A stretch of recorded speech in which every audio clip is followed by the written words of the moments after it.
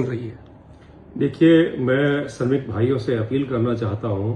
उत्तराखंड सरकार श्रमिकों के हितों के लिए हमेशा संवेदनशील रही है। श्रम विभाग द्वारा अप्रैल 2026 में इंजीनियरिंग उद्योगों के लिए न्यूनतम वेतन उत्तराखंड के गठन के बाद पहली बार किया है। इसी प्रकार 2024 में नॉन इंजीनियरिंग का न्यूनतम वेतनमान घोषित किया था, जिसको हाईकोर्ट से श्रमिकों के पक्ष में निर्णय कराने के पश्चात श्रम विभाग द्वारा अप्रैल 2026 में इसका वीडीए भी लागू कर दिया है।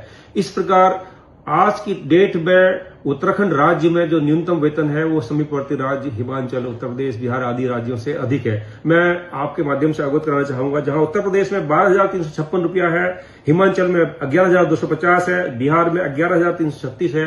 इसकी विपरीत उत्तराखंड में नॉन इंजीनियरिंग के लिए 13,018 रुपए है, जबकि इंजीनियरिंग के लिए 13,800 रुपए न्यूनतम वेतनमान है। इस प्रकार हम समीपवर्ती राज्यों से अधिक न्यूनतम वेतनमान घोषित हमने किया है। इसके साथ ही श्रम विभाग श्रमिकों की समस्याओं के तत्पर रहते हुए हमने सारे एएलसीज, डीएलसीज और लेबर इंस्पेक्टर को निर्देश दिया है कि वह यह सुनिश्चित कर लें कि श्रमिकों को न्यूनतम वेतन मिले, न्यूनतम वेतन के साथ साथ उनका बोनस समय से मिले और उनको ओटी का भुगतान श्रम कानूनों के अनुरूप हो, उनको श्रमिक सुविधाएं मिले, उनको गेट पास मिले और इसके अलावा इनको जो अनुमानित सुविधाएं वो मिले। और किंतु इस समय जो सामने आ रहा है वो कुछ बाहरी तत्व अपने निहित स्वार्थ के कारण श्रमिकों को गुमराह कर रहे हैं। उनको बता रहे हैं कि आपका न्यूनतम वेतनमान 20,000 रुपए हो गया है या हो जाएगा।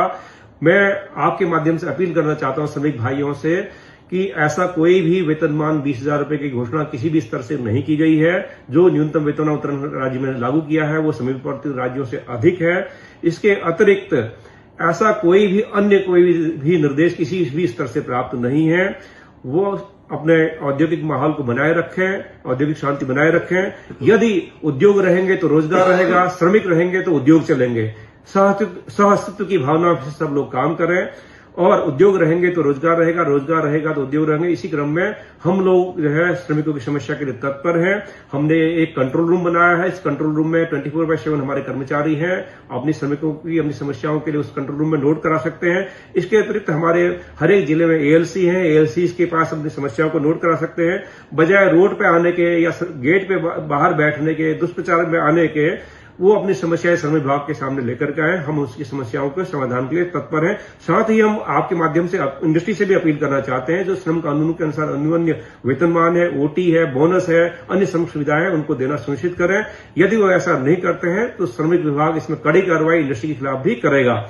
इसके साथ ही मैं पुनः अपील करना चाहता हूं उद्योगों से भी और श्रमिकों से भी कि औद्योगिक शांति बनाए रखने हेतु वो हमारा सहयोग करें।